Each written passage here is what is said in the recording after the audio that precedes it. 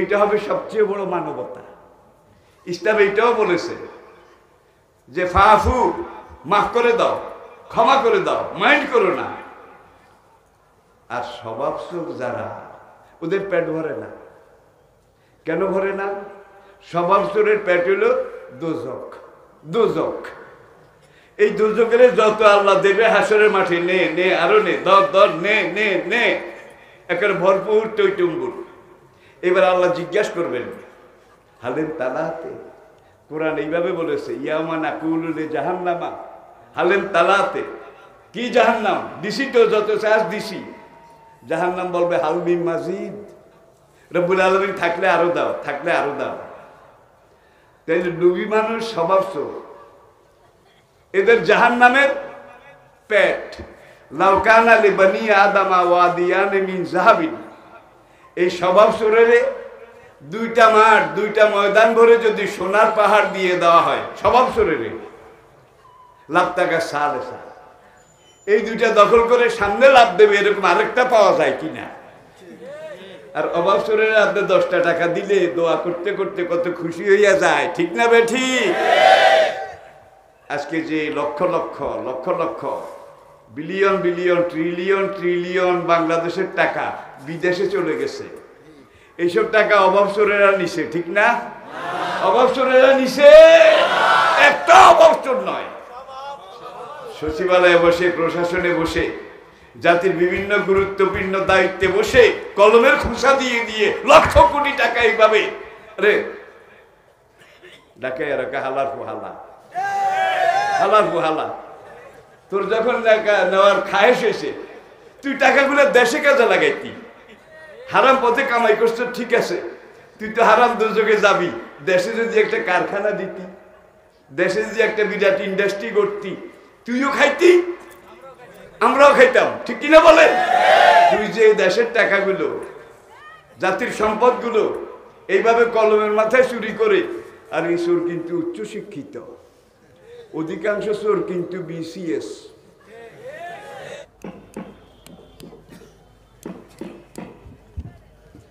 আলহামদুলিল্লাহ, আলহামদুলিল্লাহ রাব্বিল আলামিন, ওয়াল আকিবাতু লিল মুত্তাকিন, আসসালাতু ওয়াসসালামু আলা সাইয়্যিদিল মুরসালিন মুহাম্মাদিন ওয়া আলা আলিহি ওয়া আসহাবিহি ওয়া আজওয়াজিহি ওয়া আওলাদিহি ওয়া আহলি বাইতিহি ওয়া আউলিয়ায়ে উম্মতিহি ওয়া উলামায়ে উম্মতিহি আজমাইন। আম্মা বাদু ফাউযু বিল্লাহি মিনাশ শাইতানির রাজিম। বিসমিল্লাহির রহমানির রহিম। قال الله تعالى في كلامه المجيد والفرقان الحميد إن الله وملائكته يصلون على النبي يا أيها الذين آمنوا صلوا عليه وسلموا تسليما صلى الله على سيدنا محمد وآله وصحبه وسلم। যার পূর্ণতা, যার পূর্ণতা, পূর্ণতার উচ্চতার সর্বোচ্চ সোপানে বিরাজিত, বালাগাল উলা বেকামালিহি, আধার রজনীর অমানিসা, যার রূপচ্ছটায় দূরীভূত তিরোহিত, কাশাফাত দুজা বেজামালিহি, যার চারিত্রিক সুষমা সৌন্দর্য, পূর্ণতার, উচ্চতার, সফলতার, সৌন্দর্যের, সৌকর্যের হিমাদ্রি শিখরে বিরাজিত, হাসুনাত জামিউ কেসারিহি, সালাম তার উপরে, তার পরিবার পরিজনের উপরে, সাল্লু আলাইহি ওয়া আলিহি, সবাই মহব্বতে আওয়াজ তুলে একবার পড়ুন, বালাগাল উলা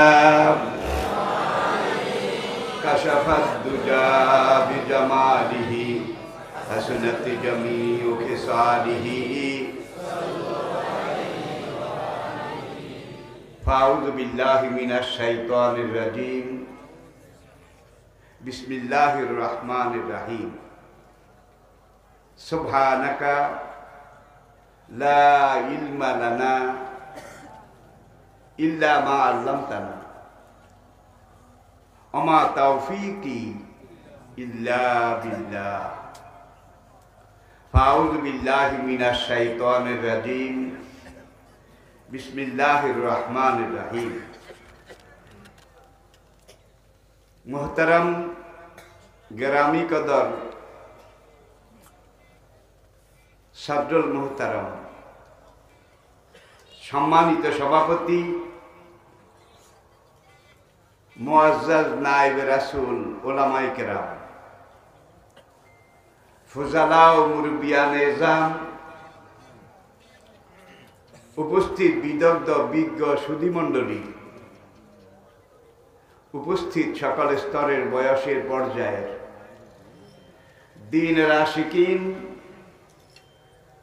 আল্লাহ এবং আল্লাহ রাসূলের মুহিব্বিন,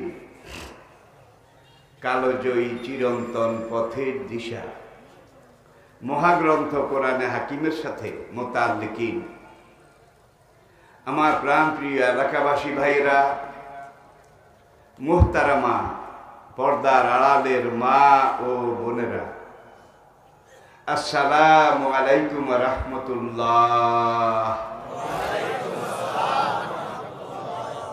শুরুতে আমি বিশ্ব নিয়ন্তা মহান রব্বুল আলামিনের বারগাহে রহমতে, মহান মালিকের দরবারে আলিশানে হাজারো লাখো অনন্ত অযুত কোটি শুকরগুজারি করছি, যিনি আজকে মেহেরবানি করে আমাদেরকে ঐতিহ্যবাহী ইসলামী সমাজ কল্যাণ পরিষদ আয়োজিত আব্দুল বারী পাড়া সংলগ্ন ময়দানে অনুষ্ঠিত ঐতিহ্যবাহী এই তাফসিরুল কোরআন মাহফিলে হাজির হওয়ার মতো, আসার মতো সৌভাগ্য মন মানসিকতা দান করেছেন, আসার মতো স্বাস্থ্য সুস্থতা তন্দুরুস্তি মেহেরবানি করে যিনি আমাদেরকে দান করেছেন, আসার তৌফিক যিনি দিয়েছেন, আসুন আমরা সবাই মিলে একবার শুরুতে তার শুকরগুজারি করি, শুকরিয়া আদায় করি। সবাই কি রাজি আছেন? তাহলে সকল প্রকার জড়তা, দুর্বলতা, সংকীর্ণতা, আবিলতা, হীনমন্যতা ঝেড়ে ফেলে সবাই ইমানের বলে বলিয়ান হয়ে জজবা ইশক এবং মহব্বতের আমেজ মিশিয়ে সমস্বরে বুলন্দ আওয়াজে আকাশ বাতাস মুখরিত করে, নিজকে উজাড় করে, বিলীন করে, বীর বিক্রমের সিংহ গর্জনে বজ্র বিদ্যুতের মতো ফেটে পড়ে উল্লাসের সাথে আওয়াজ তুলে একবার পড়ুন আলহামদুলিল্লাহ। আল্লাহ পাকের শুকরিয়া আদায় করা দরকার, না করলে চলে না, চলবে না, চলছে না, চলতেও পারে না। কেননা যে মুখটা দিয়ে, যে জিহ্বা জবানটার মাধ্যমে এইমাত্র আমরা কালেমাতুশ শুকর আলহামদুলিল্লাহ পড়লাম, এই মুখটা কার বানানো? জিহ্বাটা কার তৈরি? দুই পায়ে হেঁটে হেঁটে মাহফিলে এসেছেন, এই পা দুইটা কে দিয়েছেন? দুই হাত দিয়ে টর্চ জ্বালিয়ে, লাইট জ্বালিয়ে এসেছেন, এখন বসেছেন। এই আসা এবং বসা, এই দুইটা বরকত, রহমত, সোহবত, এর বিনিময়ে আল্লাহ রাব্বুল আলামিন জীবনের শেষ নিঃশ্বাস পর্যন্ত আজকে কোরআনের প্রেমিক যারা এসেছেন তাদেরকে সুস্থ রাখুন, সবল রাখুন, সচল রাখুন, কর্মক্ষম রাখুন, যেন বিছানায় পড়ে পড়ে ভীরু কাপুরুষের মতো অভিশপ্ত মরণ না আসে। দ্বীনের পথে চলতে চলতে, দ্বীনের কথা বলতে বলতে, দ্বীনের পথে লড়তে লড়তে আল্লাহ যেন শাহাদাতের মরণ দান করেন। প্রিয় ভাইরা, আমি বৃদ্ধ মানুষ। কোরআন যাদের সম্পর্কে বলছে লেকাই লা ইয়ালামা বাদা ইলমিন শাইআ। বেশিক্ষণ আপনাদেরকে কষ্ট দেব না। আর আমরা আসলে সীমিতভাবে ঘড়ি দেখে সময় মেপে কথা বলে থাকি। তো মহাগ্রন্থ আল কোরআন এটা কেন এসেছে, কি জন্য এসেছে, কোরআনের কি অবদান, এ সম্পর্কে শুধু কয়েকটা কথা। ইন্না আনজালনাহু কুরআনান আরাবিয়্যান লাআল্লাকুম তাকিলুন।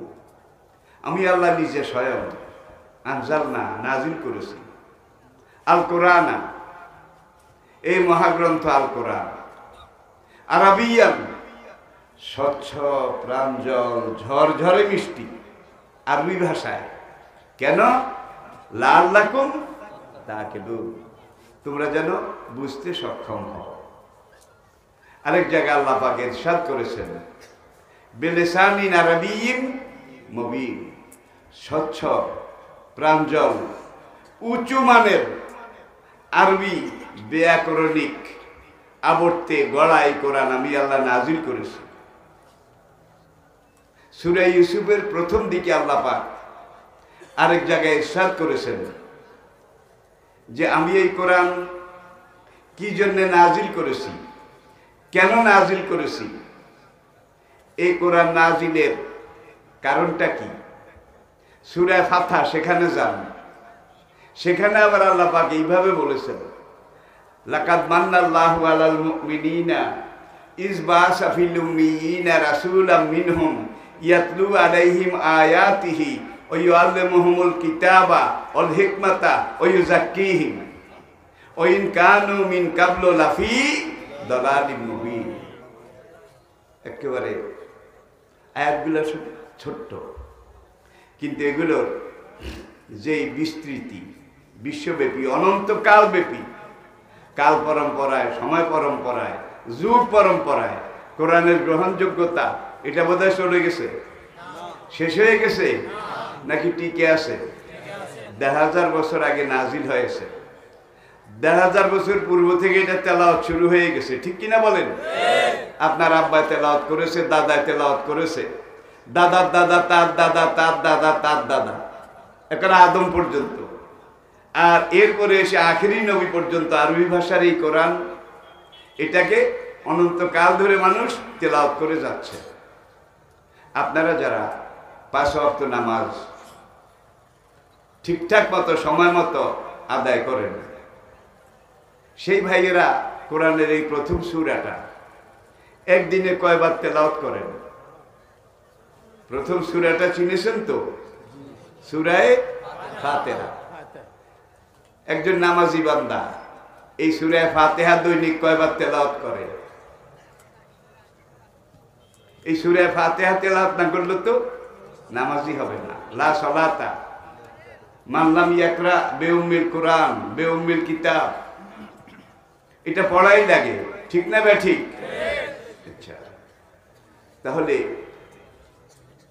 ফরজ ১৭ রাকাত একদিকে, ১৭ রাকাতে কমপক্ষে ১৭ বার নাকি? ওয়াজিবে, সুন্নতে, নফলে, বেতেরে, ইশরাকে, তাহাজ্জুদে, আওয়াবিনে, যত গুড় তত মিষ্টি, যত তেলাওয়াত তত মজা। এটা এমন এক আল্লাহর নূরের সমুদ্র, খোদাই নূরের এমন এক সমুদ্র। এই সমুদ্রে, এই মহাসাগরে যারা একবার অবগাহন করেছে, ডুব দিয়েছে, তারা বুঝতে পেরেছে, মেনে নিয়েছে, স্বীকার করেছে আসলে কোরআন জিনিসটা কি। যদি আপনি মনে করেন কোরআনের আগে ওয়াতাইনা দাউদা জাবুরা, আমি দাউদ পয়গম্বরের কাছে জাবুর কিতাব নাজিল করেছিলাম।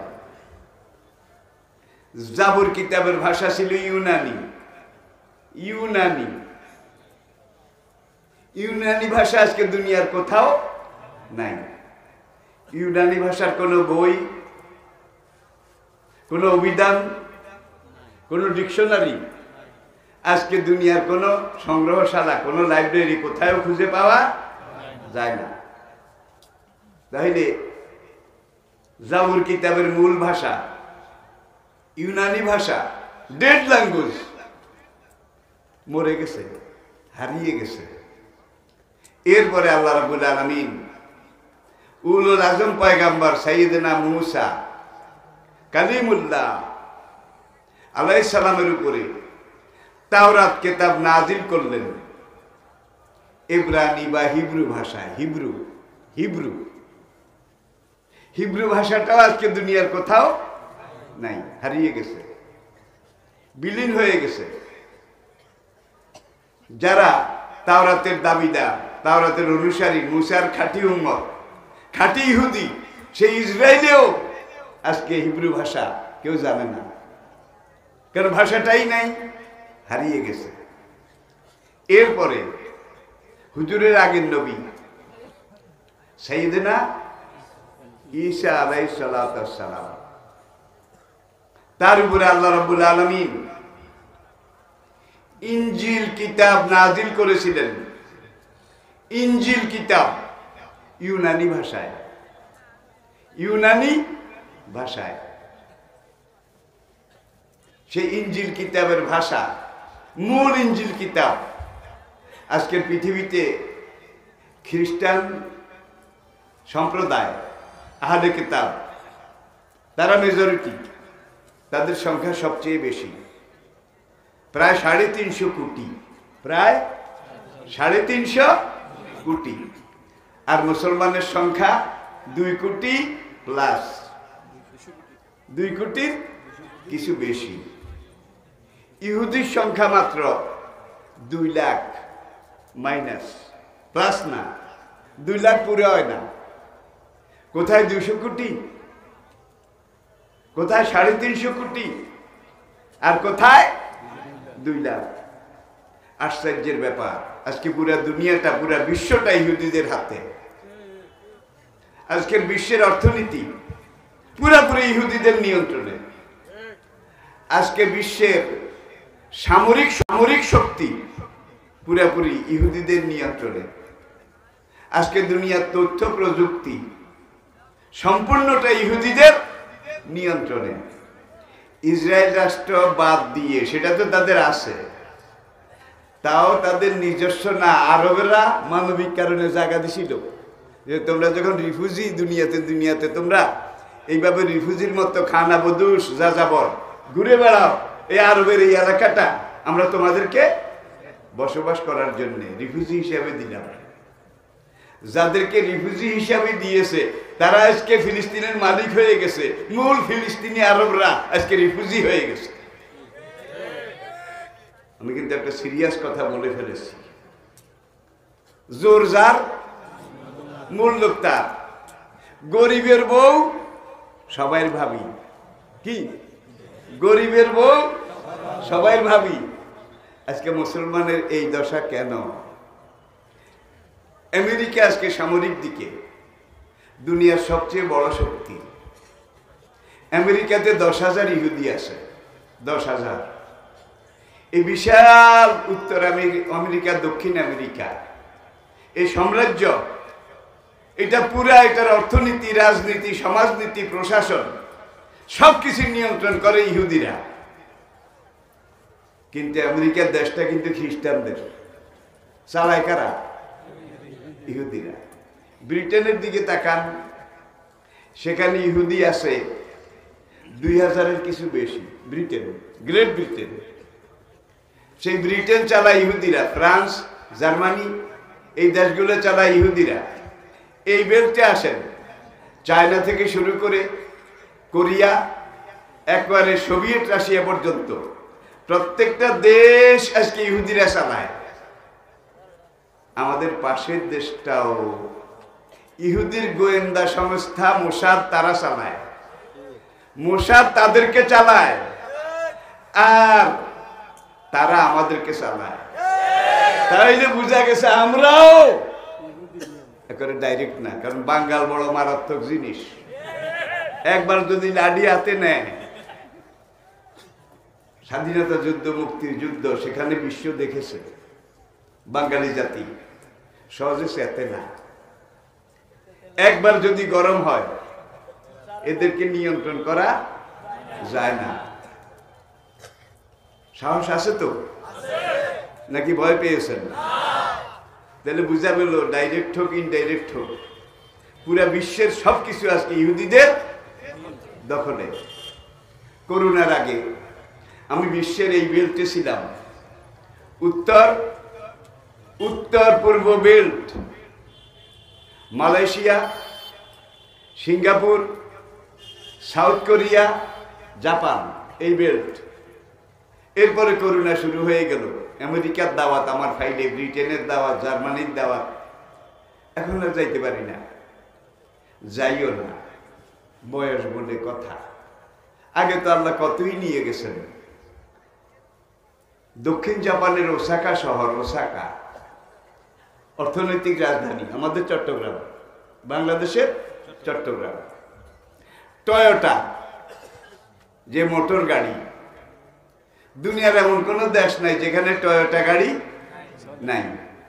কত মডেল, কত ডিজাইন, সেখানে আমাকে বাংলাদেশি ভাইরা নিয়ে গেল। প্রতি সেকেন্ডে 3টা গাড়ি বের হয়, সেকেন্ডে, মিনিটে এক এক তৈরি হয়ে বাইর হয়। মিনিটে কয়টা, ঘন্টায় কয়টা? 1 তোলা লোহাও জাপানে নাই, 1 তোলাও নাই। লোহা ছাড়া তো গাড়ি বানানো যায় না। এরপরে আবার লোহাকে গাড়ি বানাতে হলে কোনোটাকে গ্যাসের আগুনে পুড়ে, তেলের আগুনে পুড়ে লোহাটাকে গোল করা লাগে বলের মতো। এইটা হয় ইঞ্জিনের বেয়ারিং। কি বেয়ারিং? আবার আরেক টুকরা লোহাকে আগুনে পুড়ে তারপরে এইটাকে লম্বা করে রিংয়ের মতো বানিয়ে এইভাবে দাঁত দাঁত কাটা কাটা, এটার নাম ক্রাঙ্কশিট। এইভাবে একটা একটা করে যদি আপনি হিসাব করেন, তেল আনে তারা মধ্যপ্রাচ্য থেকে, ব্রাজিল থেকে, লাতিন আমেরিকার দেশ ব্রাজিল, সেখান থেকে জ্বালানি, আর কিছু গ্যাস তারা ইরান থেকেও আনে। তাহলে গ্যাসও বাইরের থেকে আনা, লোহাও বাইরের থেকে আনা। পুরা দুনিয়ার গাড়ির বাজারটা কার দখলে? কিন্তু আমরা আমাদের নিজের গ্যাস, সিলেট গেলে বুঝবেন আল্লাহ কি দিয়ে রাখছে, উড়াইতেও পারি না, কাজেও লাগাইতে পারি না। এরপরে যা আছে এটা দিয়ে আমাদের নিজেদের লাইটগুলা পর্যন্ত জ্বালাইতে পারি না। তাহলে বুঝতে হবে আমাদেরকে এই পর্যায়ে থাকলে চলবে না, আরো ধারালো হতে হবে, আরো স্পিডি হতে হবে, আমাদের গতি আরো বাড়তে হবে। আলহামদুলিল্লাহ, ১/২ শতাব্দীতে আমরা, বাংলাদেশ অনেক এগিয়েছে, আল্লাহর শুকরিয়া আদায় করছি। ভারতের চাইতেও অনেক ক্ষেত্রে বাংলাদেশ এগিয়ে, পাকিস্তানের চাইতেও এগিয়ে, ঠিক কিনা বলেন? একটা জায়গায় ক্রাইসিস আছে, টানাপোড়েন আছে, সেই জায়গাটা ঠিক হইলে আল্লাহ রহমতে বাংলাদেশ বিশ্বের অপ্রতিদ্বন্দ্বী একটা দেশ হতে কোনো সময় লাগবে না। আমরা এগিয়ে যাচ্ছি ইনশাআল্লাহ। মানুষ নিয়ন্ত্রিত, চালিত যে কোনো কাজের মধ্যে ভুলভ্রান্তি হতেই পারে। আমাদের কোনো ভুল থাকলে আল্লাহ তুমি আমাদেরকে সংশোধন হয়ে তোমার নির্দেশিত পথে আগাবার মতো তৌফিক দান করো। আর যদি আমরা কচ্ছপের মতো তেড়ামি, বিটকেমি, বরিশালের ভাইয়ের একা গাউরামি এটা যদি করি কচ্ছপের মতো, দেখেন হাঁটে আস্তে আস্তে, সামনে গিয়ে আপনি একটা ভেস্কি দেবেন, এখন দেখবেন যে পা সাইডটাও নাই, কল্লাটাও নাই, এমনভাবে এটাকে ক্লোজ করে লুকিয়ে ফেলবে। এইবার আপনি তাকে উপর করেন, চিৎ করেন, তার কোন দিকে কল্লা কোন দিকে লেজ এটা খুঁজে বের করার কোনো উপায় নাই, ঠিক কিনা বলেন? আবার কচ্ছপ এমন একটা প্রাণী, কচ্ছপ যেটাকে একবার কামড়ায় ধরে, কামড়ায় ধরলে আর ছাড়তে জানে না। এটা আপনারা দেখেছেন কিনা আমি জানি না।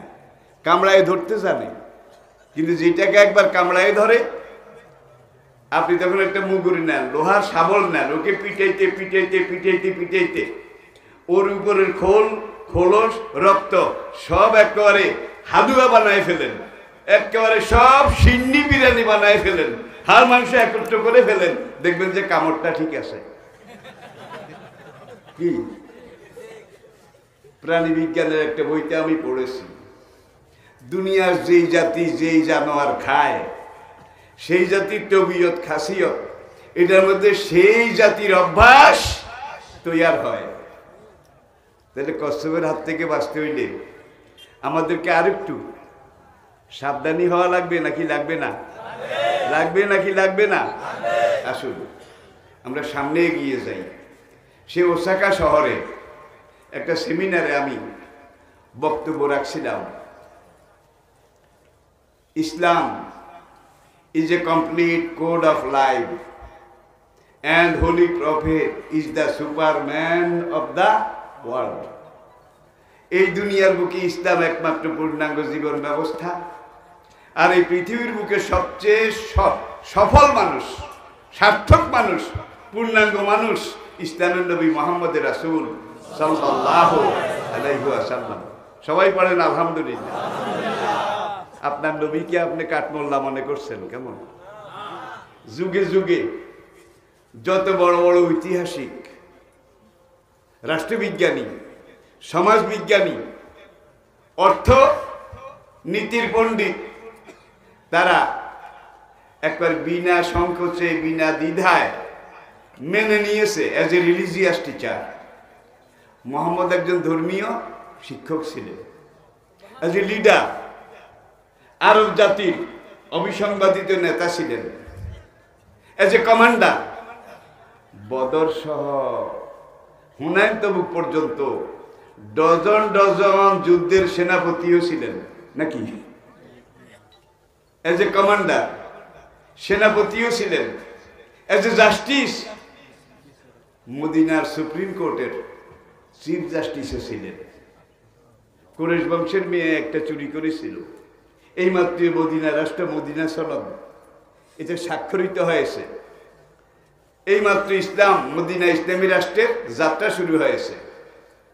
কুরাইশ বংশের একটা উপশাখা বনু হুজাইল, বনু হুজাইল, বনু হুজাইলের একটা মেয়ে, ওর নাম ছিল ফাতেমা, নবীজির মেয়ের নামে নাম। ওই মেয়েটাকে চুরি করেছিল মদিনা ইসলামী রাষ্ট্রে, এই প্রথম চুরি, এই প্রথম এক নম্বর চুরি। তাও চুরি করেছে একটা বদনা, তামার তৈরি বদনা। চুরি ধরা পড়ে গেছে। মেয়েটাকে ওই বদনা সহ মসজিদে নববীর সামনে, নবীজির আদালতে, মদিনা ইসলামী রাষ্ট্রের সুপ্রিম কোর্টে যখন হাজির করা হলো, নবী সোজা জিজ্ঞেস করলেন, আশা রাখতে মা, আসলে কি তুমি চুরি করেছ? মেয়ে নবীর দিকে তাকাবার সাহস পায় নাই, নিচের দিকে তাকিয়ে বলে, বালা আল্লাহে, আল্লাহর কসম আমি চুরি করেছি। আরেক মহিলা জেনা করেছে। নবীর কাছে এসে বলে, ইয়া রাসূলুল্লাহ, ইন্নী জানাইতু, হুজুর আমি ব্যভিচার করেছি, আমার উপরে কোরআনের আইন, এটা আপনি প্রয়োগ করুন। এখন নবী জিজ্ঞেস করলেন, তোমার গর্ভের অবস্থা কি? জেনা করেছি 3 মাস আগে, এই 3 মাস আমার মাসিক বন্ধ। নবী বুঝলেন সে কনসিভ করেছে, গর্ভধারণ করেছে। নবী বললেন, তুমি বাড়িতে চলে যাও, তোমার পেটে যে সন্তানটা আছে ও তো কোনো অপরাধ করে নাই, তুমি নিজে করেছ, তোমার সাথে যে এই হারাম কুকাম করেছে, তোমরা দুইজনে অপরাধ করেছ, পেটের বাচ্চা কোনো অপরাধ। এখন তোমার উপরে যদি আমি হদ জারি করি, ইসলামের দণ্ডবিধি কেসাস, তাইলে একজনের জায়গায় 2 জন মারা যাবে। বাচ্চা প্রসব হওয়ার পরে আসিও, মহিলা চলে গেল, 3 মাস গুনে গুনে বাচ্চা প্রসব হলো, প্রসবের পরের দিন বাচ্চাটা কোলে করে আবার নবীজির সামনে আসলো। ইয়া রাসূলুল্লাহ, গতকাল বাচ্চা জন্ম নিয়েছে, এখন আমার গর্বে আর কিছু নাই, আমি ক্লিয়ার, দয়া করে আমার উপরে আপনি কোরআনের হদ, ইসলামের হুদুদ, কোরআনের আইন জারি করুন। হুজুর বললেন, মা, ইয়া উম্মে, মাগো, এখনো সময় হয়নি, বাচ্চাটাকে নিয়ে তুমি বাড়িতে ফিরে যাও এবং তাকে একটা নির্ধারিত সময় পর্যন্ত, এক আয়াতে আছে আমাইনে 2 বছর, আর এক আয়াতে আছে হামলুহু ওয়া ফিসালুহু সালাসুনা শাহরা, যার জন্য হানাফি মাযহাবে মায়েরা বাচ্চাদেরকে দুধ পান করাবে 2 বছর আমাইনে, আর শাফি, মালিক, হানাবেলা ওই 3 মাযহাবে 30 মাস, মানে কি 2.5 বছর। এখন বাচ্চা যদি একবার হালকা পাতলা লিন অ্যান্ড থিন হয়, তাহলে আবু হানিফা সাহেব, কাজী Abu Yusuf, he was the chief justice of the supreme court of Baghdad. আল্লাহু আকবার। বাগদাদ সুপ্রিম কোর্টের চিফ জাস্টিস আবু হানিফা রহমতুল্লাহ আলাইহির ছাত্র কাজী আবু ইউসুফ, তিনি এখানে উস্তাদের সাথে ডিফার করেছেন যে বাচ্চা যদি একবারে লিন অ্যান্ড থিন শুকনা হয়, তাহলে কোরআনে যখন আছে 2.5 বছর, তাইলে 2.5 বছর খাওয়াইতে পারবে। আর বাচ্চা যদি হৃষ্টপুষ্ট বলিষ্ঠ হয়, তাহলে 2 বছর খাওয়াইয়াই আসসালাম আলাইকুম। আমি কি বুঝাতে পেরেছি? আপনারা আবার এটা মনে করবেন না যে আপনাদেরকে আমি 2 বছরে বন্দি করেছি। ইসলাম মানবিক ধর্ম, ফিতরতের ধর্ম। এখন বাচ্চা পুরো 2.5 বছর দুধ পান করেছে, না দোষ না দোষ, মোটা তাজা। মহিলা রুটি বানিয়ে সকালে নিজে রুটি খেয়েছে, বাচ্চাকে খাওয়াইছে, বাচ্চার হাতে আবার একখান রুটি ধরাই দিছে, ধরাই দিয়া নবীর আদালতে এসে বলে, ইয়া রাসূলুল্লাহ, আমার বাচ্চা এখন আর দুধ খাওয়া লাগে না, ওই দেখেন রুটি খায়, এখন আমার উপর আপনি হদ জারি করুন। নূর যান সেদিকে। আর জানিয়া তো জানি, অবিবাহিত পুরুষ আর অবিবাহিতা নারী, যাকে বউ নেই আর কি, এরা যদি এজা জানাইয়া এই অবৈধ আল্লাহ নিষিদ্ধ জেনা ব্যভিচার এই কাজ করে, তাহলে ফাজলিদু কুল্লা ওয়াহিদিন মিনহুমা মিয়াতা জালদা, এক একজনকে 100 দৌড়া মারো। সামনে আরো হুকুম আছে, 100 দৌড়া। এখন মহিলা, তাকে তো হদ জারি করতে হবে। কয়েকটা বর্ণনা আছে, মহিলার স্বামী ছিল, বিবাহিত ছিল, স্বামী কর্মক্ষেত্রে অন্য জায়গায় ছিল, মহিলা এই সুযোগ নিয়ে স্বামীর এই আমানতে খেয়ানত করেছে, তাহলে মহিলা বিবাহিতা। এখন বিবাহিতা যদি হয়, বিচার কিন্তু একরকম নয়। অবিবাহিত যদি হয়, হাজলিদু কুল্লা ওয়াহিদিন মিনহুমা মিয়াতা জালদা, 100 দৌড়া মারো। তারপরে আজানি লা ইয়ানকিহু ইল্লা জানিয়াতান, যেই পুরুষ যেই মহিলার সাথে জেনা করেছে, সেই পুরুষ এই মহিলাকে বিবাহ করিতে বাধ্য থাকিবে। বুঝছেন তো? তোমার কাছে ভালো লাগছে, মহিলার কাছে গেছ, কিছু খাইয়া কিছু রাখলে এটা কি হয়?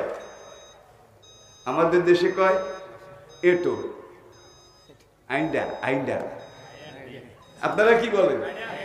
আইন্ডা। তাহলে এইবার আমি বুঝাইতে পারবো, তোর কাছে মেয়েটাকে ভালো লেগেছে, তুই গিয়েছিস গোপনে, আল্লাহর হুকুম হদুদুল্লাহ অমান্য করেছিস, এখন তুই যখন তাকে আইন্ডা করেছিস, তোর আইন্ডা তোর নিজের খাওয়া লাগবে, চেটে চেটে খাওয়া লাগবে, গিলে গিলে খেতে তুই বাধ্য থাকবি। এটা ইসলামের আইন। এটা ইনসাফ না বেইনসাফ? ইনসাফ না বেইনসাফ? আর জানি লা ইয়ানকিহু ইল্লা জানিয়াতান, তুই যখন খাইয়া টাইয়া সাইনা টাইনা আইন্দা করে থুইছ, এটা আরেকজন দিল, সে খাবে না। যদি খায়ও, সে বমি করার সম্ভাবনা আছে, তার পেট ফুলে যাওয়ার ভয় আছে না নাই? সুতরাং তোর আইনটা তুই খাবি। এখানে ইসলামী আদালতের উপরে নির্ভর করবে, কিভাবে দৌড়া মারবে, কিভাবে বিয়ে পড়াবে, কিভাবে মোহরানা নির্ধারণ করবে। আবার আসুন আরেকটা আয়াত, তেলাওয়াত মানসুখ, হুকুম জারি। আর শাইখ আর শাইখাতে যা জানাইয়া বিবাহিত পুরুষ আর বিবাহিতা নারী এরা যদি জেনা ব্যভিচার কাজে লিপ্ত হয়, হারজেমুহুমা নাকালাম মিনাল্লাহ, তাদেরকে কমর পর্যন্ত গেড়ে পাথর মেরে শেষ করে দাও। এখন একই জেনা, বিচার দুই রকম নাকি? অবিবাহিত হইলে কি 100 দৌড়া মেরে ফ্রেশ করে বিয়া পড়াইয়া দাও অবিবাহিত হলে। আর যদি বিবাহিত হয় তো 100 দৌড়া হবে না। এটা সমাজের কি? এটা সমাজের বিরাট একটা গোদ ফোঁড়া। এটাকে যত তাড়াতাড়ি কেটে ফেলা যায় তত সমাজটা বেঁচে যাবে। এটাই হলো ইসলামের দর্শন, ফিলোসফি, ইসলামের থিওরি। কমর পর্যন্ত গেড়ে পাথর মেরে তাকে শেষ করে দাও। এবং দেশের উল্লেখযোগ্য সংখ্যক নাগরিক চারিদিকে এনে জেনা করলে কি শাস্তি এটা দেখাও, দেখাও। এটাও কোরআনের আয়াত। আমি ডাইরেক্ট কোরআন বলছি। কিন্তু এখন আপনারা জিজ্ঞাসা করতে পারেন একই তো কাম, এইটাও জেনা ওইটাও জেনা নাকি? একখানের বিচার হইল 80 দৌড়া মেরে বিয়া পড়াইয়া দাও, আরেকখানের বিচার হইল কমর পর্যন্ত গেড়ে পাথর মেরে তাকে শেষ করে দাও। বিচার দুই রকম কেন? আগের দুইটা ছিল অবাবসর, অবাবসর, আর পরের দুইটা স্বভাবসর। অবাবসর ছিলেন, তাদের বউ ছিল না, মহিলার স্বামী ছিল না, তারা অভাবের তাড়ায় কামাইটা করেছে। আর শেষের দুইটা যাদেরকে পাথর মেরে শেষ করতে বলেছে, এই দুইটা অভাবসর না। দুজনের স্বামী স্ত্রী ছিল, দাম্পত্য জীবন ছিল। তারপরে যখন এটা করেছে, এটা স্বভাবসর। অভাবসরে বেশি কিছু নষ্ট করে না দেশের, সমাজের, জাতির। যত নষ্ট করে সব স্বভাবসরে রাখো। অভাবসরে আপনার ক্ষেত থেকে দুইটা করল্লা নিয়ে যায়, বুঝার জন্য বলছি। আপনার প্রজেক্ট থেকে সুযোগ পেলে একটা চিংড়ি মাছ ধরে নিয়ে যায় নাকি? ক্ষেতের দুইটা বেগুন নিয়ে যায়, আপনার একটু ক্ষতি হয়।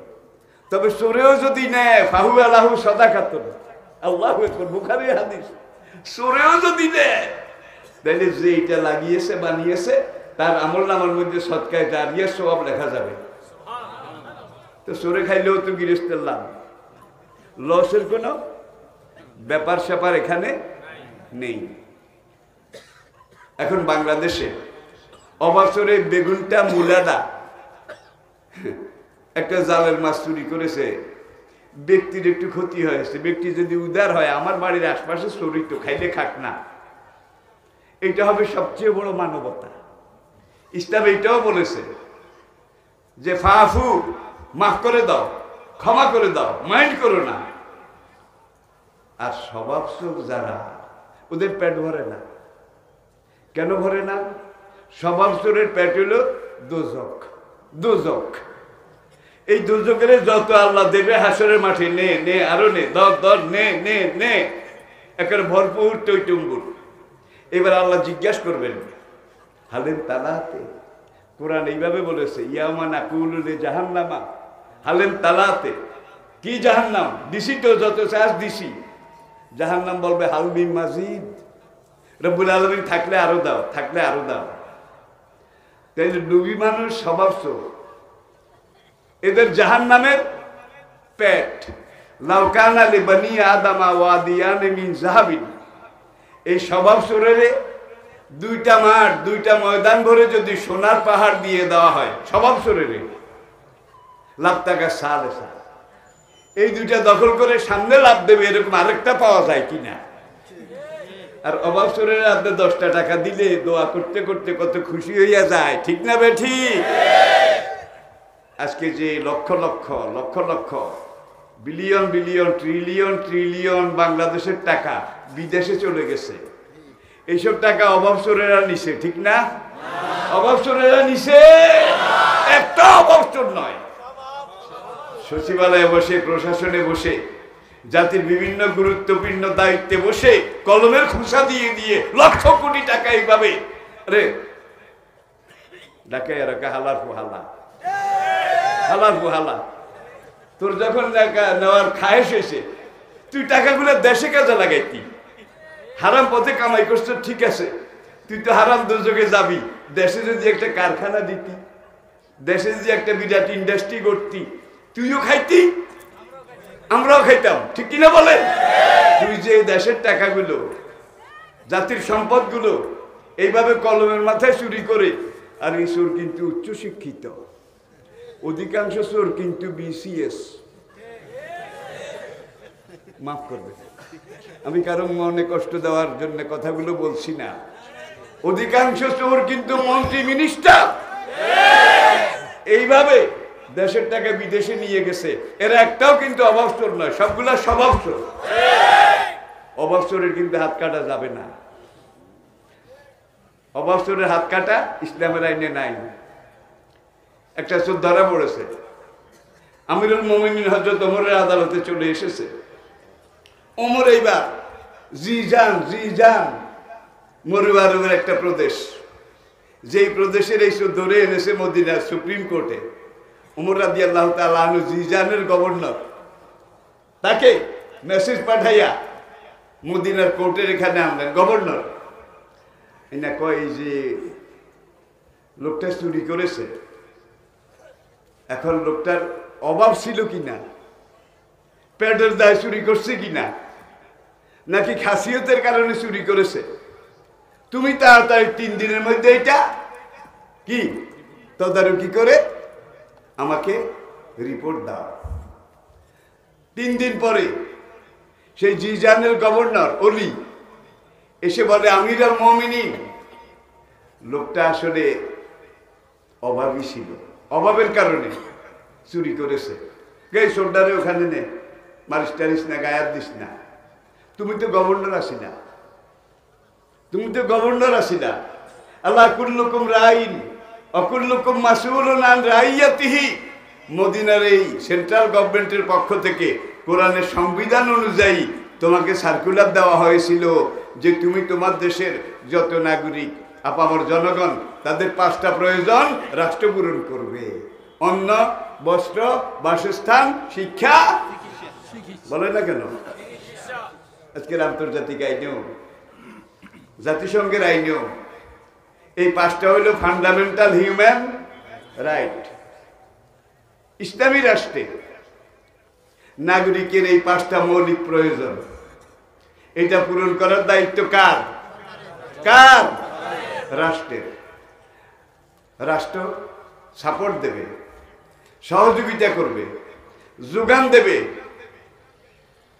ফোরাত নদীর কূলে যদি একটা কুকুরের ছানা, কুকুরের বাচ্চা পানির পিপাসায় কষ্ট পায়, আমি ওমরকে কাল হাসরের আদালতে এটার জন্য কৈফিয়ত দেওয়া লাগবে। কুকুরের বাচ্চা পানির পিপাসায় কষ্ট পাইছে, মানুষ তো দূরেরই কথা। আফ্রিকার নীল দরিয়ার পাড়ে সেই গহীন বন জঙ্গলে একটা ঘোড়া পথ চলতে গিয়ে রাস্তাটা যদি অসমান হয়, পাথর উঁচা নিচে থাকে এবং ঘোড়াটার পায়ের মধ্যে পাথরের আঘাত লেগে ঘোড়ার পাও থেকে 1 ফোঁটা রক্ত যদি পড়ে, আমি ওমরকে কাল হাসরের আদালতে আল্লাহর কাছে হিসাব দিতে হবে। এ হলো ইসলামী খেলাফত, এটা ইসলামী রাষ্ট্র। দেখেন, নবী তো ক্রাইসিস ক্রাইসিস ক্রাইসিস দুর্যোগ মোকাবিলা করতে করতেই জীবনটা চলে গেছে, ঠিক কিনা? এত কিছু মোকাবিলা করে মাথার খুলি ভেঙ্গে, দাঁত ভেঙ্গে, আর নবীকে ঘিরে যারা মক্কাতে ছিলেন সেই নির্যাতন যুগের দিকে আসেন, এক নজর দেন। বেলালের শরীরে চামড়া ছিল না, আল্লাহর কসম চামড়া ছিল না। খাব্বাব বিন আরাদ, তার শরীরে চামড়া ছিল না। আম্মার ইবনে ইউসুফ, তার শরীরে চামড়া ছিল না। সোহাইব রুমি রাদিয়াল্লাহু তাআলা আনহু, এরকম অনেক সাহাবী, তাদের একজনের শরীরেও চামড়া ছিল না। ইসলাম কবুল করেছে, ইসলামের দাওয়াত দিয়েছে, অপরাধ এইটা। দাইয়ের আল্লাহর দায়িত্ব পালন করেছে, আল্লাহ দ্বীনের পক্ষে চলেছে, আল্লাহ দ্বীনের কথা বলেছে, আল্লাহ দ্বীন কায়েমের চেষ্টা করেছে। কি মায়ের তাদেরকে মেরেছে? একদিন মেরেছে? যতদিন মক্কায় ছিল, কত বছর? এক যুগ, এক বছর, এক যুগ। জ্বলন্ত আগুনের কয়লা, নিচেও পিঠের নিচে বিছাইছে। বেলালকে আগুনের উপরে শোয়াইয়া বুকের উপরে আবার জ্বলন্ত আগুনের কয়লা, তার উপরে পাথর চাপাইয়া দিছে। কয়লার আগুন পুড়তে পুড়তে ভিতরে গিয়ে চামড়াটা পুড়ে গেছে। চামড়ার পরে ভিতরের বস্তুগুলো পুড়ে গেছে। বেলালের শরীরে বড় বড় গর্ত ছিল, সেই গর্তে আঙ্গুল ঢুকিয়ে খেলা করা যেত। আম্মার ইবনে ইয়াসের, সোহাইব রুমি, এনাদের শরীরে সবাই কিন্তু টকবকে যুবক। যুবক ভাইরা ভালো করে হুন্ডা লইও, তোমাকে সময় আইতে আছে। আল্লাহ রহমতে লক্ষণ ভালো, পড়েন আলহামদুলিল্লাহ। 57 বছর আগে, আমার আলেমের বছরে আমি ওয়াজ শুরু করেছি। আলেমের বছরে 57 বছর আগে, অর্ধ শতাব্দী আগে, যখন কোনো মাহফিলে যেতাম, দেখতাম যে 10-20 জন 25 জন বুড়া মানুষ, একজন কুজা, আরেকজন গুজা, আরেকজন বুজ্জা। বুজ্জা সোজা হয়ে দাঁড়াইতে পারে না, এই বুড়া থুড়া কিছু লোক ওয়াজ শুনতে আসতো। যুবক তরুণ একটাও দেখা যেত না। আর আজকে দেখেন বুড়া মানুষ নাই, সব যুবক, সব যুবক। আল্লাহ রহমতে এই জমিন মক্কা হবে, আল্লাহ রহমতে এই জমিনে দিন কায়েম হবে।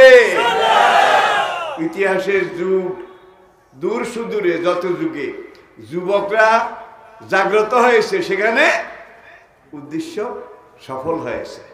ঠিক না বেঠি? মক্কা বিজয় হয়ে গেছে।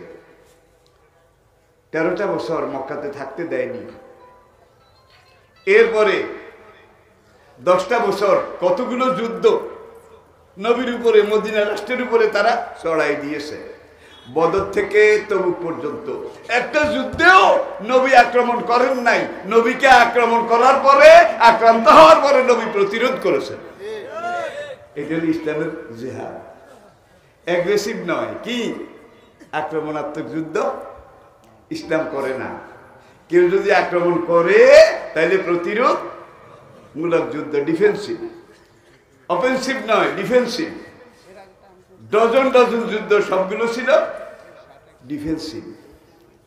কাবা ঘরে 360 মূর্তি, এগুলা বের করা হলো। বের করার পরে কাবাকে ধোয়া হলো। ধোয়ার পরে এখন কাবাতে প্রথম মুক্তি ইসলামের জমাত হবে, জমাতে সালাত হবে। আবু বকর মনে মনে কয়, হুজুর যখন ইমামতি করবে আল্লাহর ঘর মক্কায়, আজকে প্রথম আমি নবীর সবচেয়ে কাছের মানুষ, প্রিয় মানুষ। শুধু প্রিয় না, নবীর পরে বিশ্বের সেরা মানব আবু বকর। আফজালুন নাস বাদা নবিহা আবু বকর। আবু বকর চলে যাওয়ার পরে বিশ্বের সেরা মানব ওমর। কেউ যদি আক্রমণ করে তাহলে প্রতিরোধ মূলক যুদ্ধ, ডিফেন্সিভ। অফেন্সিভ নয়, ডিফেন্সিভ। ডজন ডজন যুদ্ধ সবগুলো ছিল ডিফেন্সিভ। কাবা ঘরে 360 মূর্তি, এগুলা বের করা হলো। বের করার পরে কাবাকে ধোয়া হলো। ধোয়ার পরে এখন কাবাতে প্রথম মুক্তি ইসলামের জমাত হবে, জমাতে সালাত হবে। আবু বকর মনে মনে কয়, হুজুর যখন ইমামতি করবে আল্লাহর ঘর মক্কায়, আজকে প্রথম আমি নবীর সবচেয়ে কাছের মানুষ, প্রিয় মানুষ। শুধু প্রিয় না, নবীর পরে বিশ্বের সেরা মানব আবু বকর। আফজালুন নাস বাদা নবিহা আবু বকর। আবু বকর চলে যাওয়ার পরে বিশ্বের সেরা মানব ওমর। ওমর চলে যাওয়ার পরে বিশ্বের সেরা মানব ওসমান। ওসমান চলে যাওয়ার পরে তদানীন্তন বিশ্বের সেরা মানব আলী। দেখেন মদিনার জনগণ ভোট দিছে, বায়েত বায়েত বায়েত করে করে ঠিক এই লোকগুলাকেই বাছনি করেছে। ঠিক কিনা বলেন? এখন আজান হবে কাবা ঘরে। আলী নবীর জামাই, মেয়ে জামাই, ওসমান আরেক মেয়ে জামাই। সাহাবারা তাকিয়ে আছে যে আল্লাহর ঘর মুক্ত হয়েছে, নবী ইমাম হবেন, জামাত হবে, আজানের দায়িত্বটা যদি আমারই দিত। সবাই এটার জন্য আকাঙ্ক্ষিত, লালায়িত। নবী চারটির দিকে এক নজর চাইলেন, সব সাহাবা মানুষ। আইনা বেলাল, ইয়া বুনাইয়া, বেলাল বাবা কোথায়? তুই আমার সামনে আয়, তুই আমার সামনে আয়। আইনা বেলাল, তা দিয়া বুনাইয়া, বাবা বেলাল তুই আমার সামনে আয়। বেলাল একটু দূরে ছিল। সাহাবারা 2-3 জন গিয়ে বলে, রাসূল তোমাকে ডাকে। রাসূলের সামনে বেলাল আসলেন। রাসূল বেলালের আপাদ মস্তক এক নজর চাইলেন, তাকাইলেন। শরীরের কোনো জায়গায় একটু চামড়া নাই, সব জ্বলে পুড়ে গেছে। এখন নবীজি বললেন, বাবা তুমি কাবার ছাদে উঠো। মিনারা টিনারা ছিল না তখন। ছাদে উঠে আল্লাহর ঘরে ছাদে দাঁড়িয়ে আজান দাও, আল্লাহু আকবার, আল্লাহকে শুনিয়ে দাও, দুনিয়াকে শুনিয়ে দাও। বেলাল কাঁদে, আইয়াম আইয়াম আনা আনা, আমি তো গোলামের ছেলে, গোলাম, মুক্ত আজাদ কোনো মানুষ ছিলাম না, আমি ছিলাম গোলামের ছেলে, গোলাম। আজকে কাবা মুক্ত হয়েছে। আবু বকরের মতো আজাদ মানুষ, উমর আলীর মতো আজাদ মানুষ, নবী যেখানে ইমাম, এরাই তো আজাদ দেবে। আর এটাই তো সময়ের দাবি। বেলাল কয়, হুজুর আমি, আপনারা কেউ কি দি মেসেজ এটা দেখেছেন? মুহাম্মদ দা মেসেঞ্জার অফ আল্লাহ, যারা দেখেছেন ভাই, ফেসবুকের মধ্যে লারে লাপ্পা হারে টাপ্পা এগুলোই দেখলেন সারা জীবন। ভালো জিনিসও কিন্তু, লায়ন অফ ডিজার্ট ওমর মুখতার, দেখুন এসব ফিল্ম, ইমান জাগ্রত হবে। এখন বেলাল কাবার রশি ধরে ছাদের উপরে উঠছে। আবু জেহেলের ছেলে একজন, উমাইয়ার ছেলে একজন। কাবার দুই পাশে দুইজনের বাড়ি। আবু জেহেলের বাড়িটা একবারে মারোয়া পাহাড়ের সাথে গাজা মার্কেটে লাগানো।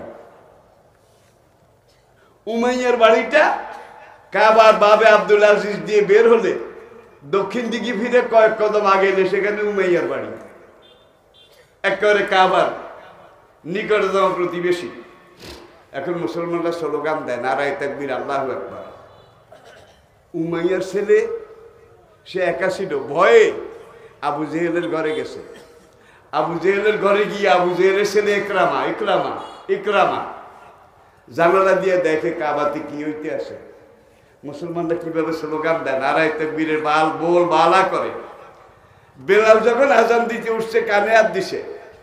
এবার উমাইয়ার ছেলে হেশাম ইবনে উমাইয়া, সে বলে, বাইরে ভাই ইকরামা, তোর বাবা আর আমার বাবা উহুদের যুদ্ধে মুসলমানদের হাতে মরে গেছে, ভালো হয়েছে, বেঁচে গেছে। তোর বাবা আর আমার বাবা যদি আজকে জীবিত থাকতো, 360 দেবদেবীর ঘরে রে মুহাম্মদ আজকে যে অপমান করেছে, 360 দেবদেবীর ঘরে এই কাবা, এখানে আজান দেবে। মক্কায় কি সুন্দর মানুষ ছিল না? মক্কায় কি আজাদ কোন আরব মানুষ ছিল না? এমন একটা মানুষ কাবা ছাদের উপরে উঠাইলো, যেটা আমরা 13 বছর পিটাইছি, ঠিক কিনা বলেন? এরপরে মদিনা ভেঙে গেছে, সেখান থেকে ফিরে আসছে। আজকে সে বিজয়ী, আজকে সে আজান দেবে। মুহাম্মদের রুচি বলতে কিচ্ছু নাই, বেলাল দিয়ে আজান দেওয়াইছে। কিন্তু কোরআন বলছে, ইন্না আকরামাকুম ইনদাল্লাহি আতকাকুম। হুজুর মেরাজে গেছে, সিদরাতুল মুনতাহায় জিবরাইল সারেন্ডার করেছে, হুজুর আমি আর যেতে পারবো না। হুজুর বললেন, লেমাজা, হোয়াই নট। জিবরাইল বললেন, হুজুর আমার দৌড়ের দূর, এই পর্যন্ত, এর বাইরে আর আমার যাওয়ার, যদি 1 পশম পরিমাণ আগাই, আমার শরীরে 600 পাখা আল্লাহ নূরে জ্বলে পুড়ে ছাই আঙ্গার হয়ে যাবে। আমি এই পর্যন্ত আপনাকে নিয়ে আসলাম, 7 আসমান পেরিয়ে, সিদরাতুল মুনতাহা, ফেরেশতাদের মসজিদ, এটা পার করে জিবরাইল বলে, ইয়া রাসূলুল্লাহ আমাকে এইবার ছেড়ে দেন। পাইলট চলে গেল, বিমান বিদায় নিয়ে গেল। নবী কোথায়? মেরাজের হাদিসটা দেখেন। হুজুর বলেন, ফাখাফতু আলা নফসি, আমার ভিতরে একটা ভয়, ভীতির সঞ্চার হলো। হ্যাঁ রে, কোথায় আসলাম? এখন যদি আমি আল্লাহর দিদার আসে আল্লাহ যেতে না পারি, তাহলে দুনিয়াতেও তো ফিরে যেতে পারবো না। পাইলট কি করেছে? পাইলট চলে গেছে। এখন হুজুর এখানে একটু অপ্রস্তুত। নবী ছিলেন, রহমতুল্লিল আলামিন ছিলেন, কিন্তু নবী মানুষ ছিলেন কি? আবার কিছু কিছু মানুষকে হুজুর নূরের তৈরি না মাটির তৈরি, এটা লইয়া আবার ঝগড়া করে। একদল আরেক দলকে কাফের ফতুয়া দেয়। হয়তো আপনাদের এলাকায় নাই। হুজুর নূরের তৈরি না মাটির তৈরি? হাসরের দিন আল্লাহ বোধহয় জিজ্ঞাসা করবে যে আমার নবী নূরের তৈরি না মাটির তৈরি, তুই জবাব দে। বলিন না মা আনা বাসারুম মেসলুকুম। এক কথায় শেষ। যেটা দিয়ে তৈরি করলে ভালো হবে, পরিপূর্ণ হবে, পারফেক্ট হবে, আল্লাহর পছন্দসই হবে, হুজুর সেটার তৈরি। আর পোড়া কপাইল দ্বারা নূরের তৈরি না মাটির তৈরি, এটা নিয়ে ঝগড়া করে। আমার ছাত্র জীবনে রায়পুর আলিয়া মাদ্রাসার আমি নির্বাচিত ছাত্র সংসদের ভিপি ছিলাম। ভিপি ছাত্র দুইটা মারামারি করেছে। মারামারি সাবজেক্ট কি? রায়পুরে বিশাল আড়ত তখনও ছিল, এখনো আছে। আড়তের বড় ব্যবসায়ী, ধানের আড়ত। একজনের নাম আব্বাস আলী ব্যাপারী, আরেকজনের নাম সিদ্দিক আলী ব্যাপারী। দুজন সমান সমান, কিন্তু বিশাল কিং সাইজ, রয়্যাল সাইজের আড়তদার। এই দুইটা এখন তর্ক লেগেছে মাদ্রাসার মাঠে যে আব্বাস আলী ব্যাপারীর টাকা বেশি নাকি সিদ্দিক আলী ব্যাপারীর টাকা বেশি। এ কতক্ষণ তর্ক করতে করতে এ কয় আব্বাস আলীর বেশি, ও কয় সিদ্দিক আলীর বেশি। এ বলে আমার কথা ঠিক, ও বলে আমার কথা ঠিক। ঘুষি দিয়ে একটা আরেকটা নাক ফাটাই হলেছে, আরেকটা কানে টান দিয়ে এখান দিয়ে লতি ছিঁড়ে ফেলেছে। ছাত্র সংসদের এখানে বিচার আসলাম, কি হয়েছে রে? হুজুর কইেন না, কার টাকা বেশি এইটা লইয়া সবটা কি হয়েছে? হাসরের মাঠে আল্লাহ বোধহয় জিজ্ঞাসা করবে হুজুর মাটির তৈরি না নূরের তৈরি? কবরে বোধহয় জিজ্ঞাসা করবে। জোরে বলেন। হুজুর যেটা তৈরি হলে ভালো হয়, ভালো হবে, ভালো ছিল, আল্লাহ ভালো মনে করেছেন, হুজুর সেটা তৈরি। আর তো কোনো বিতর্ক থাকে না, ঠিক না বে? ঠিক। তবে হুজুর মানুষের ঊর্ধ্বে ছিলেন না। মানবীয় যত গুণাবলী হুজুরের ভিতরে ছিল। বাচ্চারা মারা গেছে, হুজুর কেঁদেছে বাপ হিসাবে। বদরের যুদ্ধে পাথর মেরেছে, হুজুরের মাথার খুলি ভেঙে গেছে, রক্ত পড়ছে। ন্যাচারালি, স্বাভাবিক জীবন ছিল। প্রিয় ভাইয়েরা, আসুন এখন আবু জেহেল আর উমাইয়া ছেলে একজন আরেকজনকে বলে, তোর বাবা আর আমার বাবা বদরের যুদ্ধে মুসলমানদের হাতে মারা গেছে, ভালো হয়েছে। যদি আজকে বেঁচে থাকতো, লাত, মানাত, হবল, উজ্জা, ইয়াউক, ইয়াগুস, দেব দেবী, ঠাকুর ঠাকুরানি, আমরা বছর পরম্পরায় শত শত বছর যেই হরিগড়, দেবীগড়, কাবাগড় এটাতে মূর্তি রেখে পূজা করেছিলাম, সেই দেব মন্দিরকে আজকে এই কালা মানুষ সাথে উঠাইয়া মোহাম্মদ কেন অপমান করলো? বাইরে ভাই, শুধু চেয়ে এসে দেখ, কিছু করার নাই। আজান হলো, জামাতে নামাজ হলো, হুজুর মেসেজ পাঠাইলেন মক্কার চারিদিকে, যে যেখানে আছে তাদেরকে মেসেজটা দিয়ে দাও, মান দাখালা দারা আবি সুফিয়ানা ফাহুয়া আমেন। মক্কার পৌর কর্পোরেশনের মেয়র গত 13 বছর প্রত্যেকটা যুদ্ধে আবু সুফিয়ান ছিল মক্কার leader, the great. Abu Jahl, Utba, Walid, Rabia, Mughira, সাহেবা, 24টা বুখারীর কিতাবুল মাগাজি, 24টা বড় বড় নম্বরী কাফের বদরে আল্লাহর খাতায় জমা হইয়া গেছিল। আল্লাহর খাতায় জমান বুঝেন তো কি? কুল্লু খালাস। আর এই 24টা কাফের লাশ নবী নিজের হাতে, বুখারী এইভাবে বলেছে, আর বাও ওই আমি সনাদিদে কোরাইশের 24টা নেতার লাশ নবী নিজের হাতে বিসমিল্লাহ পড়ে পড়ে বদরের কুয়ায় ফেলেছেন। আরো অনেক ইতিহাস আছে, বলার সময় নেই। শুধু আবু সুফিয়ান বেঁচে গেছে, সে সিরিয়া গিয়েছিল ব্যবসা করার জন্য। সেখান থেকে মালপত্র নিয়ে যখন আসে, মাঝপথে এসে বদরের ময়দানের কাছে আসে, যখন জানলো মুসলমানরা মদিনা থেকে মুভ করেছে, বদরের দিকে আসে, আবু সুফিয়ান এই পথ বাদ দিয়ে আরেক পথে, ঘুরা পথে মক্কায় পৌঁছে গেছে।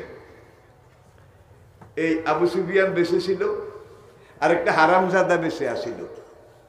হারামজাদা, এটা না আবুল আহাব, যাকে নিয়ে কোরআনে আল্লাহ একটা সূরা, আলাদা একটা সূরা নাযিল করেছেন, আবুল আহাব। এখন আবু সুফিয়ান কিন্তু হুজুরের আপন চাচা ছিলেন না, কিন্তু আবুল আহাব রক্তের অংশ, চাচা।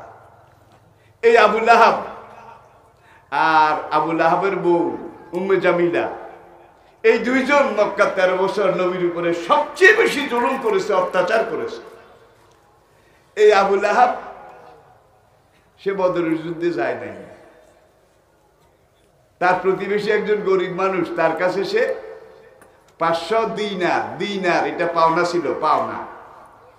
এখন বদরে গেলে আবার মরে টরে নাকি, কাফের মরণটা বেশি ডরায়।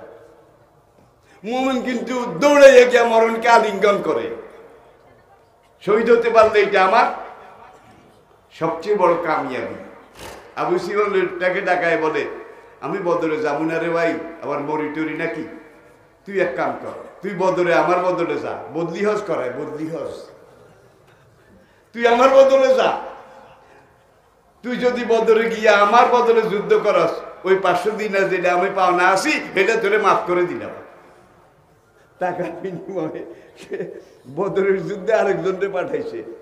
এই এক আবুল আহাব আর আবু সুফিয়ান ঘটনাক্রমে বেঁচে গেছে। এই দুইজন ছাড়া মক্কার একটা লিডারও বদরের পরে আর জীবিত ছিল না। এটা আমার আলোচনার বিষয় নয়। জমাতে সালাত হয়ে গেছে, মেসেজ গেছে চতুর্দিক থেকে, এখন কুরাইশ নেতারা আসে, আবু সুফিয়ানও আসছে, আসার পরে এইবার নবী জিজ্ঞাসা করলেন, ইয়া মাশারাল কুরাইশ, হে কুরাইশের লোকেরা, এইটা আমার ভাই বেলাল, এইটা আমার ভাই আম্মার ইবনে ইয়াসির, দেখো তাদের শরীর, গোশত নাই, চামড়া নাই, মক্কা 13 বছর এইভাবে তোমরা, এরপরে তোমরা বদর